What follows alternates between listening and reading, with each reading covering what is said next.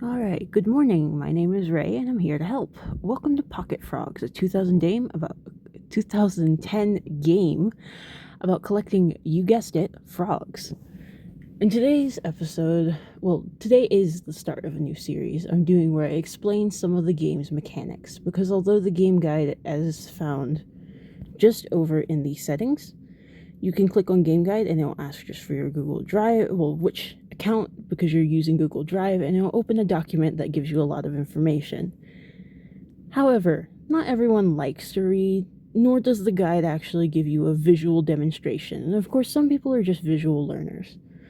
So in today's episode, we're going to be going over all the basics on how to function in this game, essentially how to work this game and play the basics.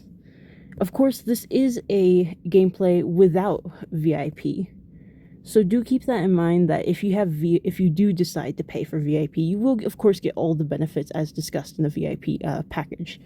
And of course, if it's a great way to support the creator, but this game is free, and if you don't like ads, there is the setting where you can turn off video offers completely just right here, and I'll do that just for the sake of the video so that way we have no distractions. Alright, so the very first thing that you're going, of course, is that you're not going to be the same level as I am. You're going to be all the way at level 1, which is essentially the basic collectors. So, let's start with something as simple as identifying a frog. I'm going to go over here to my Anuras, and this is what a frog looks like, essentially. Here are the stats that you see.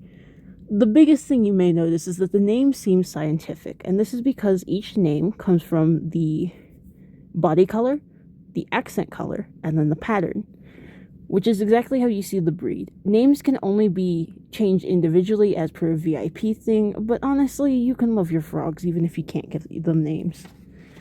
So the important thing is that each breed, of course, is done by their body color, their accent color, and then the breed type, which is represented as in a catalog called the Froggy Dex, which is just menu, and then you'll see Froggy Dex right there.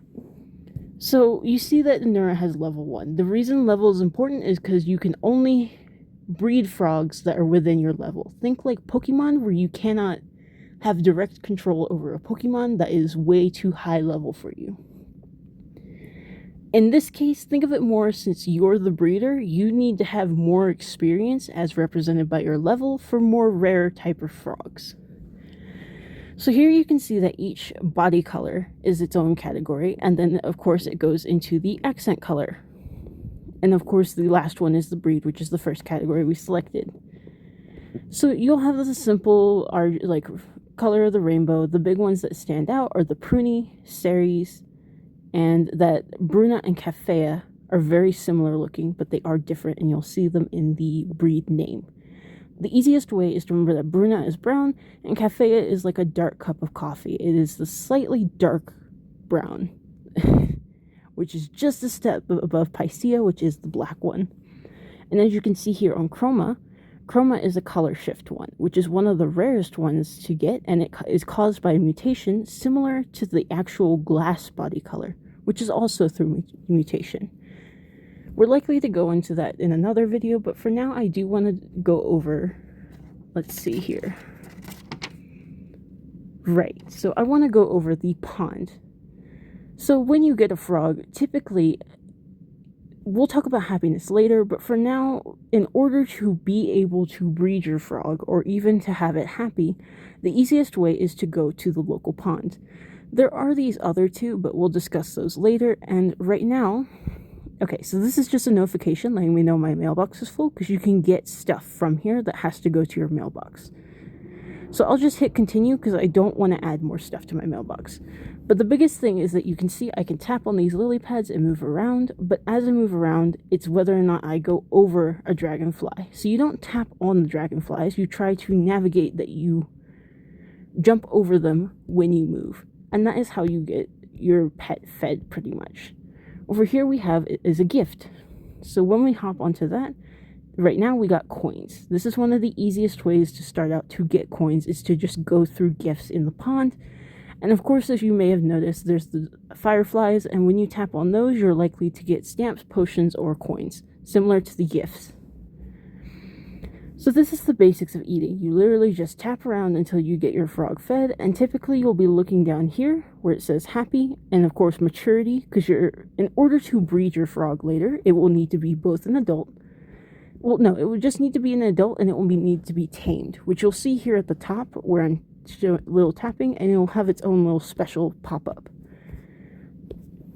So I do want to go into taming. So of course taming is, you do have to have your frog tamed before you're able to breed it. So let's go down here to some of my rare frogs that are just kind of disposable. You see how the name here is in red?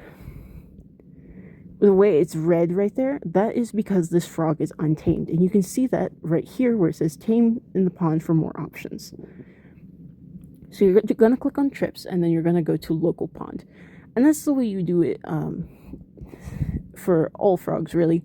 And then over here at the top, flies to tame 15, or I can choose to elect my potions in order to do that. But when you're starting out, you have a limited number of potions, of course, and so you're probably just going to want to do this manually. And this really only takes just a little bit of time when you start out, because the frogs are very easy to please.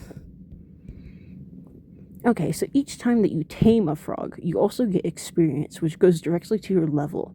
Which is why even when you get higher level frogs, you may want to tame them regardless, just to get the experience out of them. So here we have an adult status, and here we have 100% happy.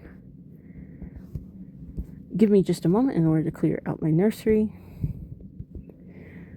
So now that we've gone over taming, the biggest reason that you do want max, if you're not going to breed this frog, you still want that max happiness level, because that actually affects your value for when you resell the frog. So right now I would be able to sell this frog for full value. Let's see. Let me choose just a random other frog, and this one is not tamed because it still has the red on its name. And we're going to go to the pond and tame this one.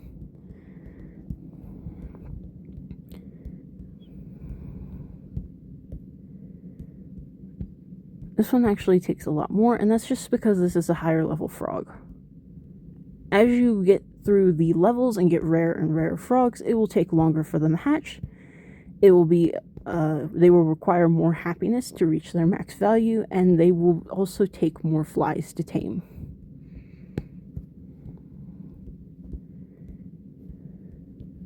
Okay, and also your higher level frogs do give you more EXP, so do keep that in mind. So here, now that we have this yellow albeo nimbilis and the Cocomuscus partiri, which sounds really complicated, but now I can go into breeding. So I can press breed, and it'll show all the available frogs in this habitat. If you do need to move a frog, you simply press the move button here, and then you tap on whichever habitat that you want to put it in. When you start out, you will definitely have limited habitats, but this will change as you level up, obviously, which gives you the option to purchase more using the in-game coins. Okay, so here you can see that there are a lot of different frogs. What this is the possible offspring. So when you tap on them, it just shows what it's actually called. And then it also gives the little asterisk star, specifically when you haven't, when your Froggy Dex doesn't have this. So these are the frogs that have the little star are a little bit more desirable, because I don't currently own them, or have never owned them in the past either. So right here, you can also notice that the frogs that I don't have in my Froggy Dex also have their eyes closed, which is the fastest way to identify them.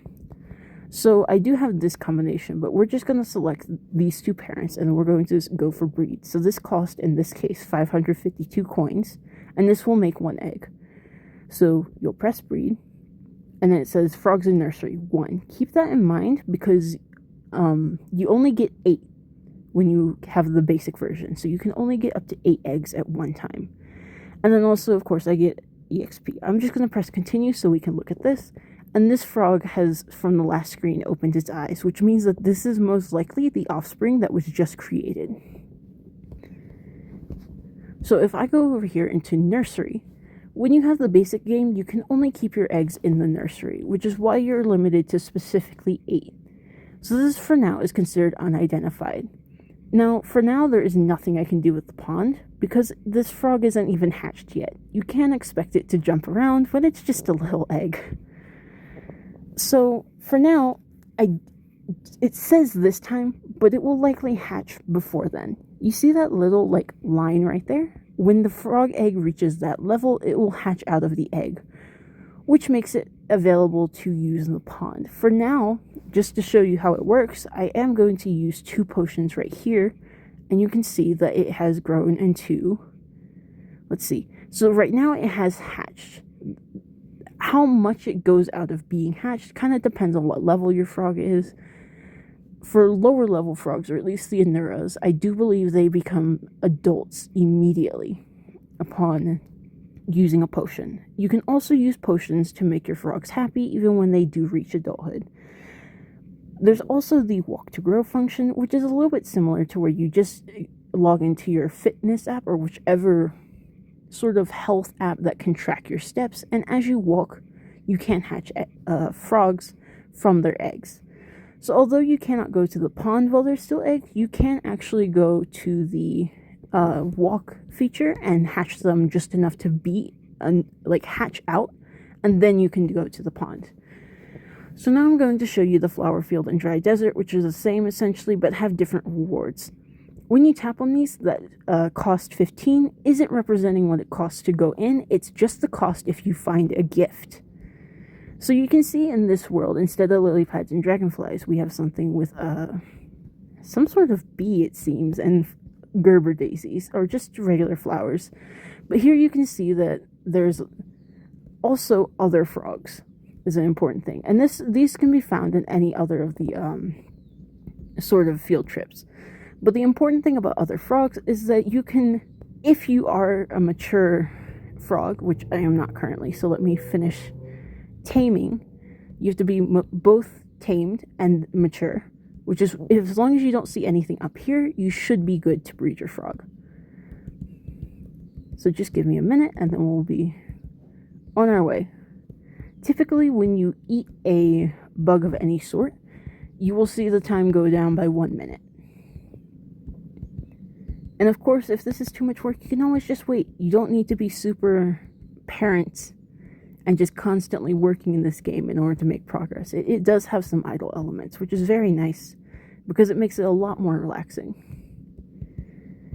Just keep in mind that if you go too far away from the frog that you found, the level may reset and you may unintentionally have lost that frog.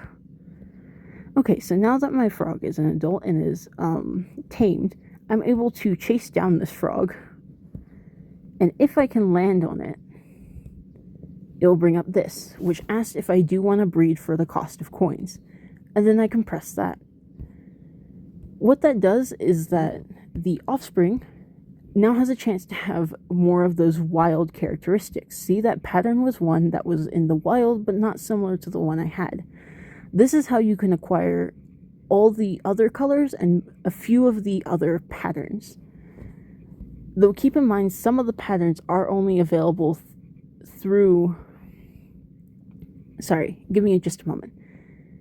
Some of them are only available through the shop otherwise, so these top 2 are the rare ones. The first one, of course, is the buy for money, and the second one is buy for potions. This is typically the more rare one, because when you first level up, the first few levels allow you to unlock up to rarity 8, which essentially means that you will just get random frogs from levels 1 through 8, and you can purchase these depending on how they refresh for the day. The truly rare ones, which are basically literally anything above 8 and so on, can appear sometimes in these potion ones. So you may not always be able to buy them, but do keep an eye on it, because sometimes you will find patterns that you don't have yet. Okay, and then the other thing is that when you go to... Oops. Give me just a moment. When you go to... Sorry, my brain just kind of gave out for a second. Okay, so the reason it says current crate cost, as we discussed, is because of the gifts. Okay, hold on. That's actually a problem. I do have to make sure that my mailbox is cleared out of something, so I have one more slot to put something in. And yes, I do need these many leaves. So I'll put that there, and then we'll go over the crate thing. Okay. So normally, whenever you go into the regular pond, you just kind of get anything that is in the catalog. However, there is exclusive items that are only available in these field trip worlds, which are essentially these different worlds. There's both this little flower one, and then there's the dry desert one, and they both have different items that you can get from them that are listed on that page where it shows which world you want to pick. So for now, I'm just kind of tapping through to see if we can find one of those gifts, because I am searching currently for one of the items that comes out of them.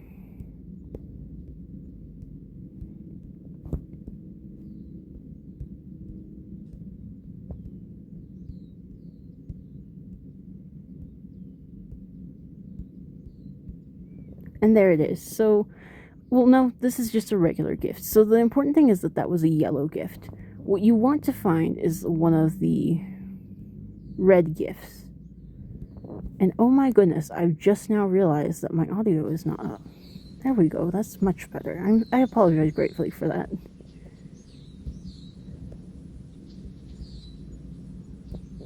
And it also looks like I've accidentally turned off the sound for some time, because sometimes I am playing this game and it is just a little bit overwhelming to hear the same sounds all the time, and of course there are options for this. So there's another frog, but we're looking for a red gift, and I surely hope we haven't passed one already. Oh, there is. So when you select this, you will have to pay the 15 stamp price in order to receive the gift. The important thing is that every time that you pay for one of these gifts, you end up having to pay more for the next one. So you can see now that the current crate cost has gone up to 30. This resets every day. So I will have to pay 30 if I want another one today, but if I wait till tomorrow, I will only have to pay 15 again. And this is just basically a limiter that helps you not get so many so fast. And if you want, in your when you go to mailbox, you can also choose to enable notifications so that when this comes in, I will get a notification. Or I can simply use stamps. But you can see here underneath, it shows how long it takes for that to arrive. And the mystery crates do typically take a long time to arrive. Okay, so we've gone over breeding. So another thing is that when you breed two frogs, you may occasionally see strange mutations. Let's see. I don't think any of those have mutations. Let's check in this one. This one's more... No, because this is all not tamed ones.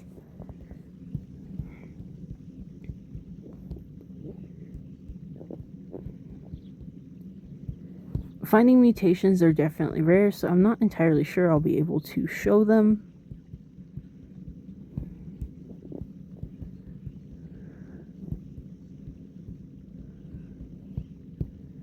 Let's see.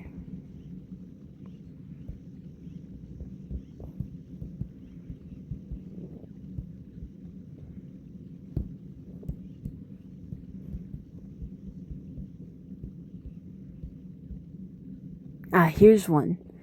So you see right here, although these parents only have Ceres and Pruna details, it goes Ceres, Pruny, and then instead of having Ceres on the black chroma body, black Anura body, it instead has the random chance to have a mutation, and this mutation has caused it to have chroma details, which over here I have a glass chroma Anura, which is essentially, it has the mutation for the body color and the mutation for the accent color. So that is mutations. Of course, I do want to go over the function of potions. So potions is, of course, just a review, are the ones, they work specifically for your frogs. They allow you to hatch them, they allow you to mature them, and they also allow you to give them max happiness so that you can sell them for the max value. If you are, just a side note, if you're concerned that you may accidentally sell one of your frogs, you can also press this little lock button, which will prevent you from being able to sell. See? As I pressed on the sell button, it still said locked frogs cannot be sold. And you can also go to the habitats and enable this for a full habitat at the same time. And you'll see that icon as represented here on the side. Okay, actually that reminds me that these need to be locked. Okay. So, next I want to go over stamps. So stamps, as you have seen, can be randomly gifted from gifts and from fireflies, but when you get something in the mail, it will take time to arrive. What stamps can simply do is that they give you the ability to fast forward that time and get it instantly. So those are certainly very helpful for both crates, for items that you get from the shop, and also whenever you give a friend an item. When you go to neighbors, you can add friends here, and whenever you want to send something to a friend, let's say for an example, just if I had wanted to do this, I would press gift and it would give me the list of all my friends. Let's see, they do have to be tamed to be gifted, but I would select a friend here and then it would ask, do I want to send it for the cost of 1 stamp? So that's another thing. And then of course, something you may always want to check if you're okay with video offers is you can go into free gifts and you always get like the same, you get a free gift every 2 hours, but you can also choose to watch video offers for extra things such as, if you can see here, coins, stamps, experience. Sometimes if you get something rare, you can even get decorative objects for your habitat, such as backgrounds or items. And then you can also get rare frogs occasionally. And you'll see that on these little tags, because you'll see the outline of either a leaf for an object or a frog for a frog, of course. And then also you want to check over here the Pro Shop and VIP, because although if you don't buy anything, there's still the free daily potions and stamps. And these reset every 12 hours, so you can technically claim 2 per day if you're vigilant enough. Next, I want to go over the Frog Mart. So I did go over like what this is and why you want to look out for it, but the biggest thing is that when you're starting out, this may be an easy way to find specific colors that you don't currently have. So let's say that I'm just starting out, maybe I don't have something like, well, maybe I just don't have the color black. I could simply buy the color here, and then I would be able to wait for that in the mail, and then I would be able to use that in order to extend my collection.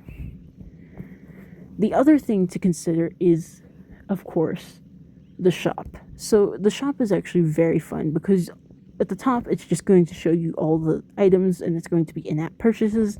Of course, when you do a purchase, you get 3 of each, 3 of the one that you purchased, which is certainly, I don't always like in-app purchases, but I do like that it's not just one of them. They give you 3 of them, so you get 3 of the item that you want to decorate with, and that's quite easy. Otherwise, the rest of the catalog refreshes by the day, which is why you see Supply Shop 827, because today is the 27th of August. Depending on your level, will unlock which items that you can get, but as you can see, each item simply costs coins and then goes to your mailbox to be delivered.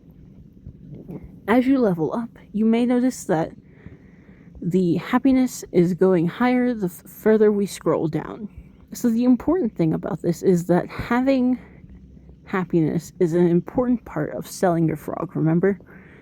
So as you buy higher level items, it will be easier to keep your frogs happy without having to play any mini games. So if I go into like this habitat over here with 268 happiness, if I go to all these Anura, since they're all kind of like a low level frog, they're all happy. And I can sell them for their max value automatically. So I do think that is pretty much just about everything that you do need to know when you're starting this game, of course. Like I said, you'll be able to buy more habitats as you get more money, and of course you have scenery storage. So here, let's say I have all the extra stuff that I can't fit into a habitat. I can also just put them here if I plan to sell them later. Or you can press the gift button and you can send it to a friend or simply place it into a habitat, which is actually a very nice feature that is kind of new. Let's see. I do want to go over to see if there's anything else that I've kind of missed. Because for now, I do think these are the basics that you'll need, and I do hope that you're able to better understand how to play this game using this tutorial. But that'll be it for now, and y'all have a good one.